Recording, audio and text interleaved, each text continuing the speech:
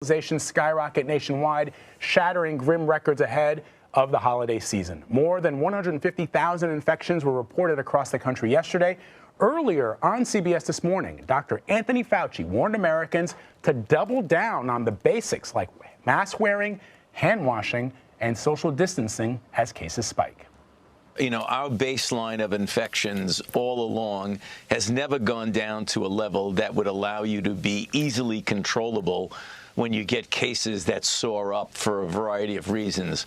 Right now, as we are in the cool season of the fall and soon to enter the cold season of the winter, that makes it very problematic because people out of necessity will be congregating indoors more than outdoors. This is a particular issue as we're approaching the holiday season of Thanksgiving. I've heard you say the cavalry is coming, but it doesn't mean you put down your weapons and that people are letting their guards down. That is absolutely correct. People are letting their guards down.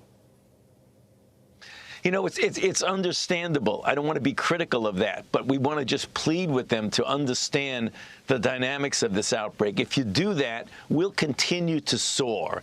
If we do the things that are simple public health measures, that soaring will level and start to come down. You add that to the help of a vaccine, we can turn this around. It is not futile.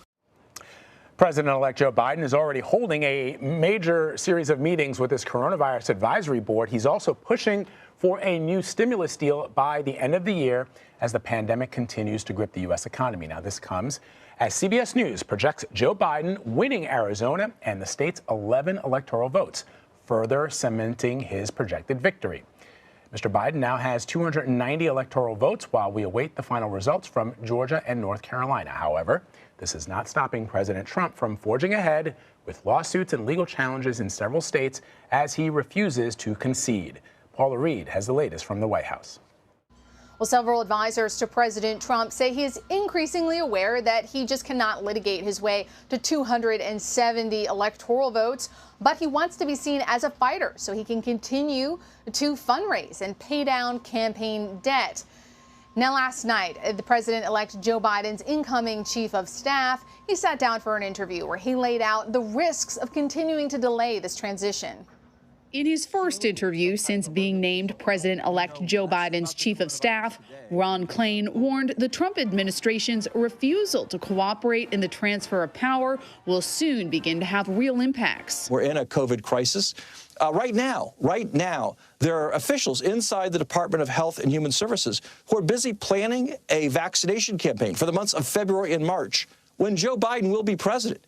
And so the sooner we can get our transition experts into meetings with the folks who are planning that vaccination campaign, the more seamless the transition from a Biden presidency to a Trump presidency can be. But like his boss, Klain was optimistic about being able to work with Republicans. He's spoken to some Republican senators, some Republican governors. I'm not going to go into the names. He has not spoken, though, to Senator McConnell. They'll have a working relationship when the time comes. President Trump's refusal to concede is, among other things, blocking President-elect Biden from getting access to classified intelligence briefings during the transition period.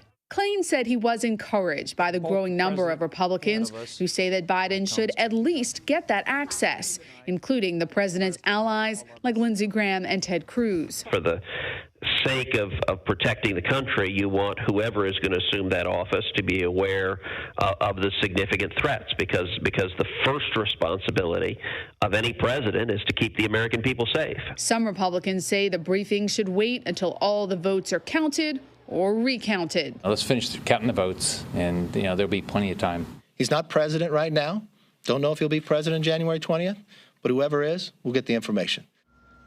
This morning, China reached out to President-elect Joe Biden, becoming the most recent major country to do so, but it's been nearly a week since the election has been called.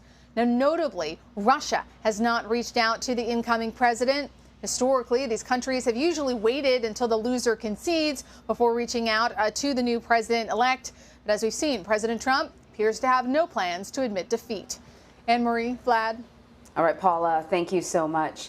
So for more on this, let's bring in CBSN political contributor and Associated Press White House reporter Zeke Miller. Zeke, let's start things off with the latest on the transition process, especially as President Trump continues to press ahead with lawsuits challenging the result of this election.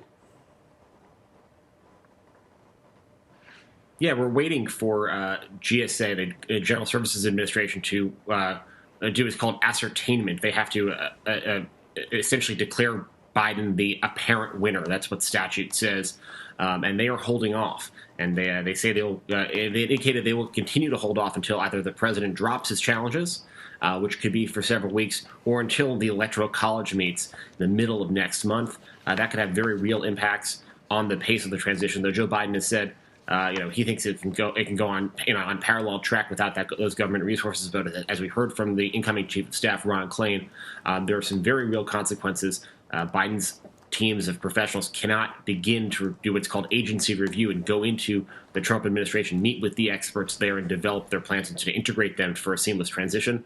And also, we know that the president-elect has not been able to receive the presidential daily briefing and other intelligence briefings that are normal for a president-elect. So that could have a consequence as well.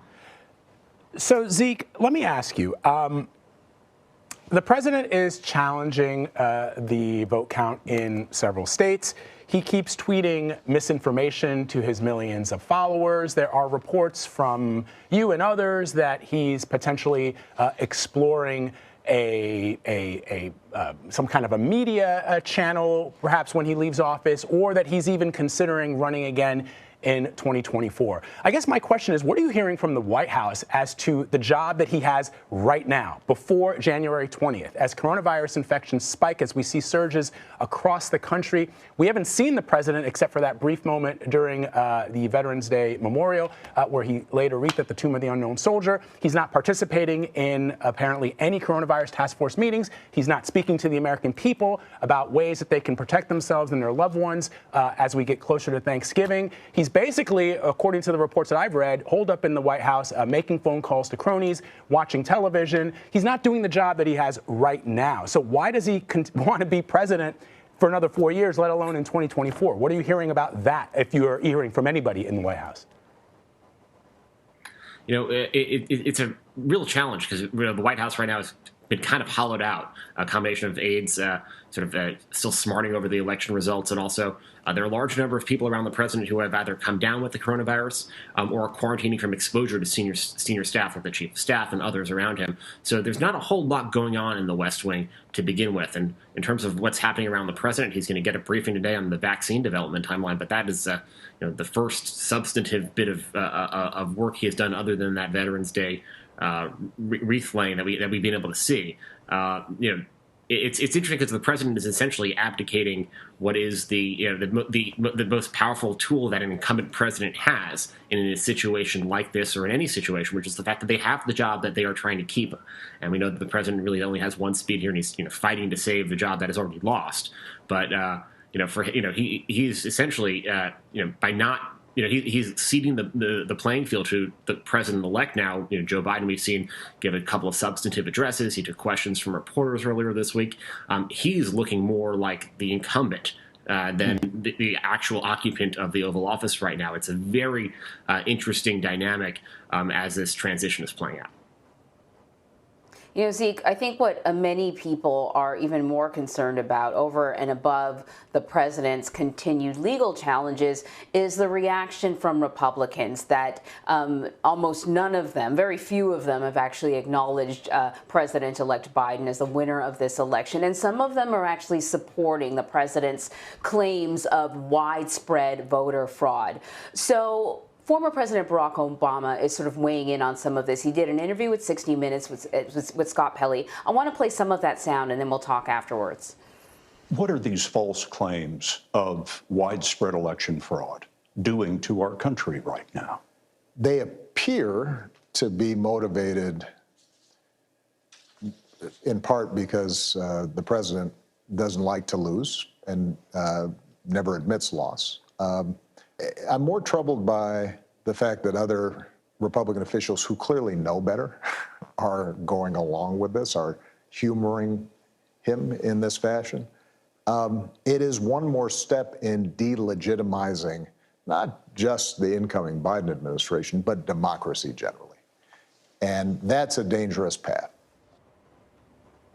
So, Zeke, in recent days, there have been some Republican lawmakers that have voiced concerns about Joe Biden not having access to these really important intelligence briefings, including, surprisingly enough, Lindsey Graham, who said that he had dedicated, hundreds of thousands of dollars to the president's legal attacks on the system. But I'm wondering what you are hearing behind the scenes, because we have learned that sometimes members of the Republican Party say one thing behind the scenes, but it's different once they're in front of the camera. What are you hearing from certain members of the Republican Party as we sort of inch closer and closer to some key dates in finalizing and certifying the vote count? No one thinks that this is going to change the outcome of the election.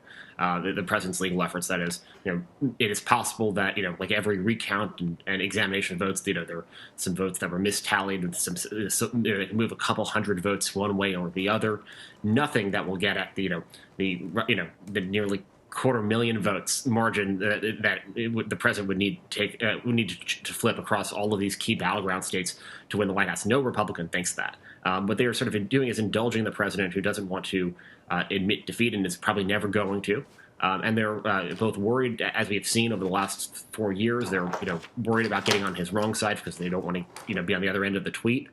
They're also mindful of their own further political ambitions, whether they're trying to hold on to those Senate seats down in Georgia, and they want to keep the Republican base unified around the president, who's still the titular head of the party.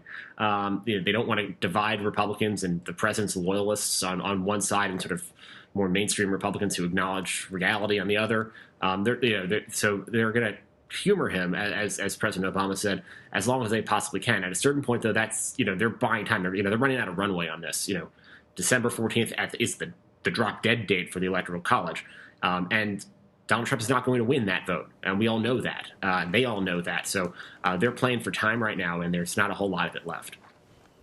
And Zeke, we mentioned the coronavirus pandemic, which continues to grip the country. We're seeing the spike in cases, hospitalizations, fears of a second shutdown. Congress hasn't made any progress on passing a new stimulus bill to help struggling Americans.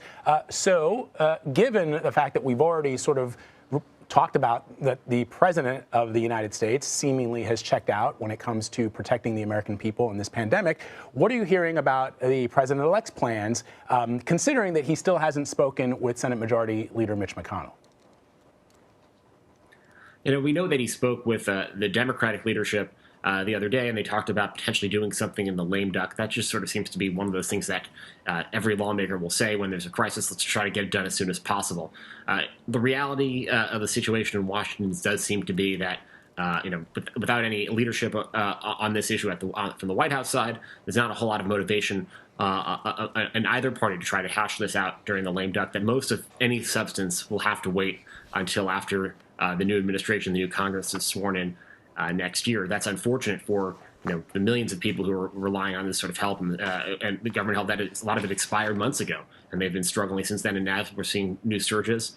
We have not seen substantive real communications from the White House, from public health experts about what people should do about these troubling signs. We've heard some comments about the vaccine. We have not seen sort of even the full rollout plan for the vaccines once they're available. So it seems that Washington right now is kind of in this big holding pattern, both until there is an emergency approval potentially of a vaccine in the next couple of weeks, but also just until the new Congress and the new president are sworn in January.